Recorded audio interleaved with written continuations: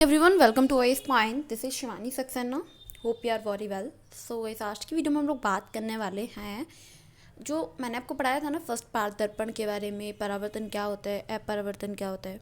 सो आज की वीडियो में हम लोग जानेंगे प्रतिबिंब के बारे में, इमेज। तो प्रतिबिंब क्या होता है, आपको पता है कि जो प्रतिबिंब होता है वो दो पार्ट में इसको डिवाइड किया जाता है। जैसे वास्तविक प्रतिबिंब होता है एक, और एक होता है आपका आभासी प्रतिबिंब।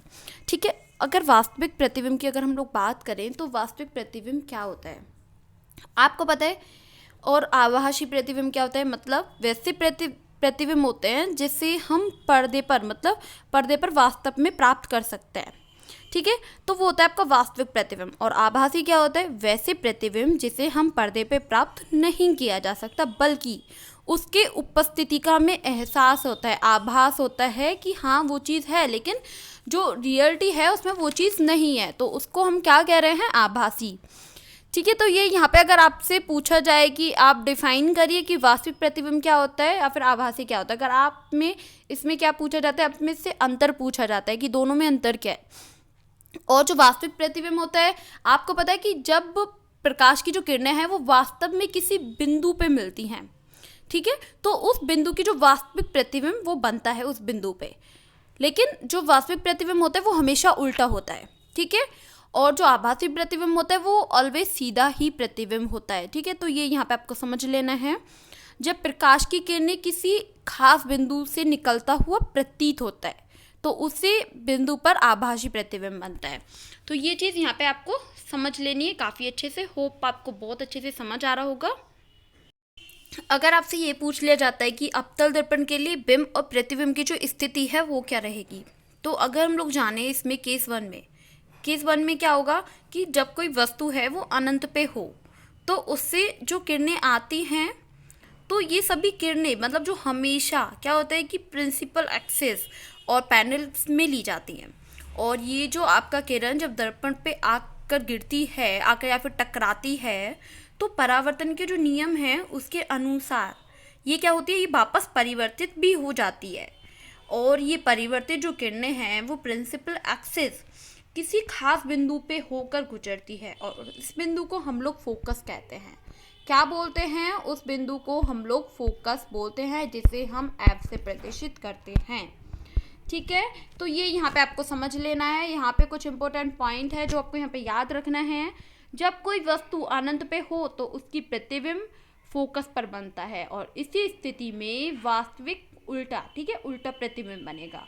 और इस तरह की जो प्रतिबिंब होते हैं वो अत्यधिक छोटे होते हैं। ठीक है, तो ये यहाँ पे आपको काफ़ी अच्छे से समझ लेना है। अवतल दर्पणों का उपयोग कैसे हम करते हैं इसके बारे में भी हम लोग इजीली जान लेंगे। आइए, ये यहाँ पे आपको बहुत अच्छे से ध्यान रखना है, काफ़ी बार एग्जाम में पूछ लिया जाता है। आपको पता है कि ऐसे दर्पणों का उपयोग जो किया जाता है वो टॉर्च और आपका स्टर्च लाइट, बहानों, जो भी आपका हेडलाइट होता है तो उसमें इसका उपयोग किया जाता है। चेहरे का जो बड़ा प्रतिबिंब देखने के लिए इसका उपयोग, जैसे सेविंग दर्पणों या फिर उसमें इसके रूप में भी इसका प्रयोग किया जाता है, उपयोग। ठीक है, अब दंत विशेषज्ञ के द्वारा भी दर्पण का उपयोग किया जाता है। कुछ भट्टियां हैं, सूर्य के प्रकाश को केंद्रित करने के लिए या फिर अवतल दर्पणों का उपयोग किया जाता है। तो ये यहाँ पे आपको समझ लेना है। उत्तल दर्पण के लिए बिंब और प्रतिबिंब की स्थिति के बारे में भी हम लोगों को जान लेना चाहिए। आपको पता है कि जब वस्तु अनंत पे हो तो क्या होगा। ठीक है, तो इसके बारे में भी यहाँ पे आपको बहुत अच्छे से समझ लेना है कि जब वस्तु अनंत पे हो तो उससे जो किरणें आती हैं तो क्या होता है यहाँ पे कि वो हमेशा प्रिंसिपल एक्सिस, मतलब कोई भी वस्तु अनंत पे हो तो उसकी जो किरणें आती हैं वो हमेशा प्रिंसिपल एक्सिस के पैनल पे जाती हैं, और ये किरणें दर्पण पे आके टकराती हैं, और टकराने के बाद किरण वापस परिवर्तित हो जाती हैं। आपको बताया कि प्रतिबिंब दर्पण के फोकस पर बनेगा, और जो आभासी और सीधा प्रतिबिंब बनेगा वो प्रतिबिंब अत्यंत छोटा होगा। ये यहाँ पे आपको बहुत अच्छे से समझ लेना चाहिए। अब आपको इसके उपयोग के बारे में भी पता रहना चाहिए कि इसका जो उपयोग किया जाता है उत्तल दर्पणों का वो किस किस में किया जाता है। जैसे इस दर्पण का उपयोग जो किया जाता है वो गाड़ी के जो बैक मिरर होता है, ठीक है, उसमें किया जाता है। दर्पण के सूत्र के बारे में भी यहाँ पे आपको बहुत अच्छे से पता रहना चाहिए कि क्या होता है। तो वो जैसे कि अगर हमें कोई भी क्वेश्चन सॉल्व करना है, जैसे कि 1/b + 1/u और = 1/f, इस तरीके से इसको प्रतिष्ठित करते हैं। अब मैं आपको बताती हूँ, v होता है मतलब प्रतिबिंब की दूरी, ठीक है, इमेज डिस्टेंस, और u मतलब वस्तु की दूरी, ऑब्जेक्ट डिस्टेंस, और जो f होता है आपका वो होता है फोकस दूरी, ठीक है, जो फोकल लाइट होती है। तो लेंथ जो होती है उसके बारे में है ये यहाँ पे आपको समझ लेना है। अगर हम लोग आगे चलें और हम बात करते हैं, हमारा नेक्स्ट टॉपिक क्या है कि गोलीय दर्पण द्वारा परावर्तन के लिए चिन्ह परिपाटी। आखिर ये क्या होता है परिपाटी? आपको पता है कि इसमें ऑब्जेक्ट हमेशा मिरर के लेफ्ट साइड में लेंगे और जो मिरर है उसको राइट साइड में रहेगा। हम जो भी डिस्टेंस निकालनी हो तो हम मिरर के क्या करेंगे, मिरर का जो पोल है ध्रुव के उस जो ध्रुव से हम दूरी को मापना या फिर स्टार्ट करेंगे, और इसके लेफ्ट साइड वाले जो पार्ट को हम नेगेटिव लेंगे और राइट साइड वाले पार्ट को हम पॉजिटिव लेंगे। तो ये यहाँ पे आपको समझ लेना है बहुत अच्छे से। आपको पता है कि अगर ऑब्जेक्ट या मिरर को हमें क्या करते हैं कि हाइट जानना हो तो प्रिंसिपल एक्सिस के ऊपर जो भी हाइट है आपका तो उसको मेज़र करना है और सारे हाइट को पॉजिटिव में लेंगे। इसका मैं आपको बता देती हूँ अभी, इस तरीके से आप इसका डायग्राम बना सकते हैं, ठीक है।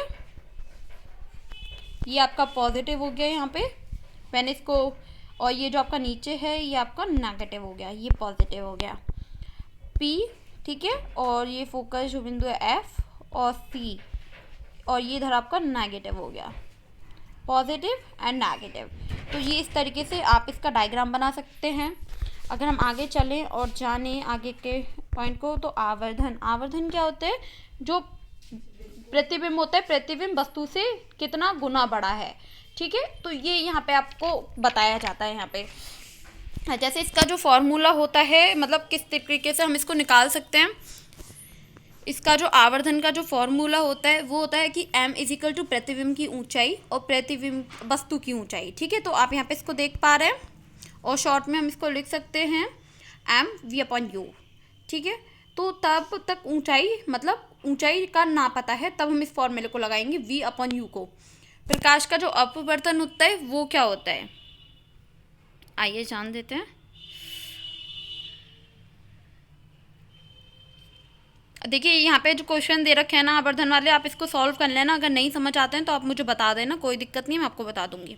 प्रकाश के अपवर्तन के बारे में अगर हम लोग बात करें, रिफ्लेक्शन ऑफ लाइट, तो जब प्रकाश की जो किरणें हैं वो एक माध्यम से दूसरे माध्यम में जाती हैं तो अपने मार्ग से विचलित हो जाती हैं, जिसे हम लोग प्रकाश का अपवर्तन कहते हैं, ठीक है। ये यहाँ पे आपको समझ लेना है। वायु मतलब विरल माध्यम, ठीक है, इसके बारे में यहाँ पे आपको जानना है। एक बार यहाँ देख लेती हूँ।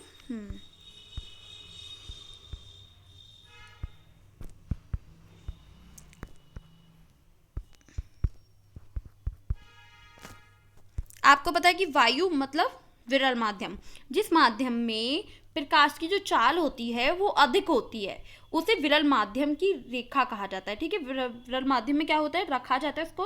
और जो कांच है, कांच मतलब जो सघन माध्यम है जिसमें क्या होता है कि प्रकाश की जो चाल है वो कम होती है, उसे सघन माध्यम में रखा जाता है। प्रकाश के अपवर्तन में क्या होता है कि अपवर्तन कोण सामान्यतः आपतन कोण के बराबर नहीं होता है। आपतन कोण या तो आपतन कोण से छोटा होता है या फिर बड़ा होता है, लेकिन बराबर वो नहीं होता है। ये यहाँ पे आपको नोट कर लेना है, बहुत इंपॉर्टेंट है ये। होप आपको ये चैप्टर काफ़ी अच्छे से समझ आया होगा। कोई भी दिक्कत परेशानी आ रही है तो आप उसे कमेंट बॉक्स में क्लियर कर सकते हैं, ठीक है।